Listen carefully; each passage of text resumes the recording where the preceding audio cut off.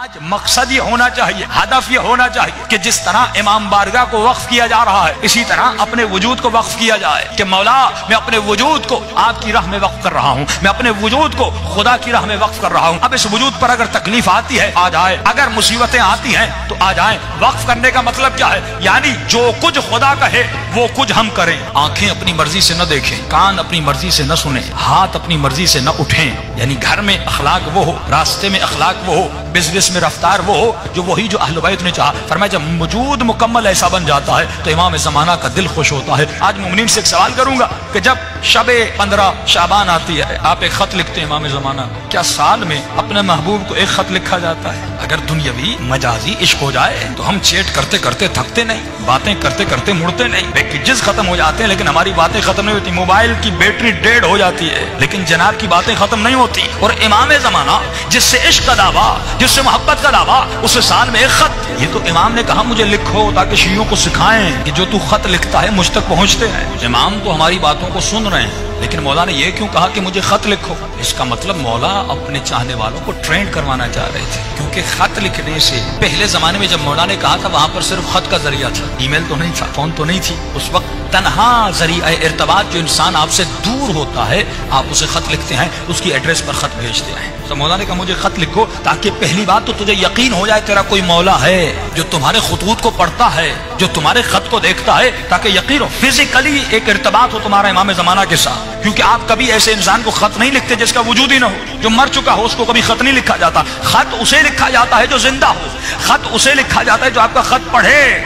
تو سال میں ایک مرتبہ مولا نے اپنے شیعوں کو ایک ٹریننگ دی کہ مجھے خط لکھو تاکہ ایک تمہارا فزیکل کنیکشن بنے اپنے مولا کے ساتھ۔ لیکن علماء فرماتے ہیں یہ خط کا سلسلہ، یہ ارتباط کا سلسلہ روزانہ اپنے مولا سے ہونا چاہیے۔ جس طرح تو اپنی ماں سے محبت کرتا ہے، اپنے باپ سے محبت کرتا ہے، اپنی بیوی سے محبت کرتا ہے یا مجازی عشق میں مبتلا ہوتا ہے، تو کتنا کنیکشن میں رہتا ہے، کتنا ارتباط میں رہتا ہے۔ اسی طرح ہر شیعہ کو اپنے مولا کے ساتھ ارتباط میں رہنا چاہیے، کنیکشن میں رہنا چاہیے۔ اب مولا کے لیے کیا کرے؟ فرمایا صرف خط لکھنا ضروری نہیں، روزانہ رات کو بیٹھو، نماز تہجد کے عادی بنو، آدھا گھنٹہ اپنے مولا کے لیے نکالو، 15 منٹ نماز تہجد پڑھیے۔ دیکھیے صبح کی نماز کے لیے تو ویسے اٹھتے ہیں، آدھا گھنٹہ پہلے اٹھ جائیے، لیکن یہ شیطان کتنا ملعون ہے، ہمیں آدھا گھنٹہ عبادت کرنے نہیں دیتا۔ تو آپ کبھی سوچئے جو شیطان اتنی عظیم ترین عبادت سے روک رہا ہے یقیناً اس عبادت کا مرتبہ بہت بڑا ہوگا، تبھی وہ پوری طاقت لگا دیتا ہے، اس عبادت سے روکتا ہے۔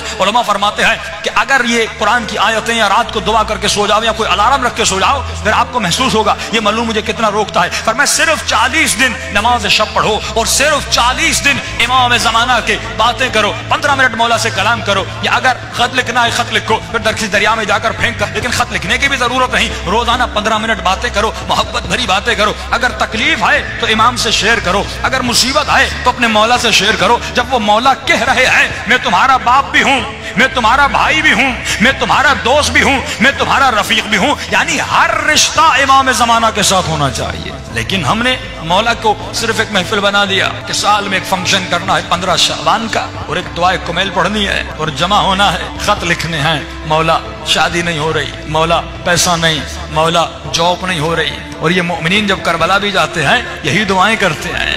تو کبھی سوچئے امام بھی کہتے ہوں گے تو جب بھی آتا ہے کچھ مانگنے آتا ہے، جب بھی گئے مانگنے گئے، کا فرمایا کبھی کچھ دینے بھی تو آ دیا کیا ہم نے امام کو؟ آج ہم نے اپنے آقا کو کیا دیا؟ مولا فرماتے کچھ دینے بھی آ، کبھی بیٹا مانگتا ہے، کبھی اولاد مانگتا ہے، کبھی کیا مانگتا ہے، کبھی کیا مانگتا ہے، کبھی اپنے آقا کو کچھ دینے آ۔ مولا کیا آپ کو پیسے چاہیے؟ فرمایا مجھے پیسوں کی ضرورت نہیں۔ مولا کیا آپ کو مال چاہیے؟ کیا آپ کو دولت چاہیے؟ کیا آپ کو گھر چاہیے؟ فرمایا نہیں، مجھے تو چاہیے، مجھے تو چاہیے۔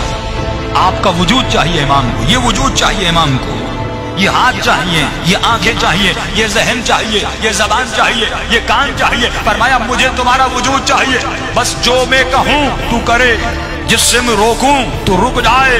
مجھے سلمان زماں چاہیے، مجھے میثم زماں چاہیے، مجھے حبیب زماں چاہیے۔ تو ایسا بن جا جیسے حسین کا صحابی حبیب ابن مظاہر تھا۔ بھائی امام زمانہ کو بھی حبیب کی ضرورت ہے کہ نہیں؟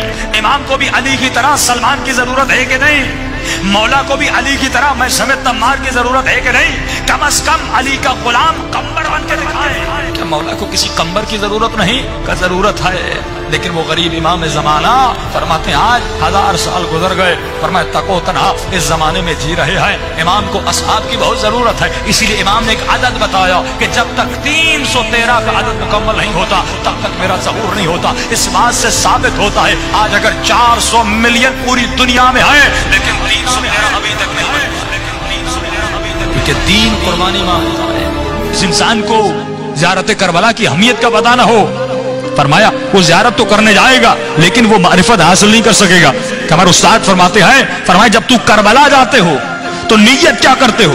اکثر لوگ دعاؤں میں کہتے ہیں خدا مجھے امام حسین کی زری دکھلا دے، مجھے بین الحرمین دکھلا دے، مجھے مولا کا رواق روزہ دیواریں دکھلا دے۔ فرمایا یہ بھی دعا اچھی ہے، جب جاؤ گے یہ دعا قبول بھی ہوگی، ایک مرتبہ مولا کی زری کو بوسہ دو گے، ایک مرتبہ در و دیوار کو بوسہ دو گے، ایک مرتبہ بین الحرمین میں چلو گے، امام کا ذکر کرو گے، یہ بھی ثواب ملے گا۔ لیکن فرمایا مقام معرفت تب ہے جب تمہاری دعا یہ ہو کہ اے خدا حسین کی زری کی بھی زیارت کرا اور خود امام حسین کی بھی زیارت کرا۔